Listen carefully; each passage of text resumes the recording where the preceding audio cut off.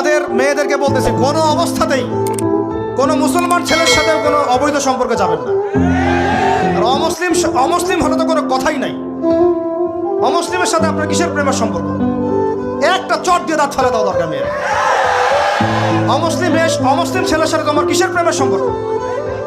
পরে যখন এই ছেলেগুলো তোমাকে নিয়ে রেপ করে রাখবে, তখন তোমার আক্কেল হবে? তখন তোমাদের হুঁশ ফিরবে? তখন এসে আমাদের কাছে মেসেজ করতেছে, আমার এই সমস্যা হয়েছে, আমাকে এখন আমি কি করব বলেন।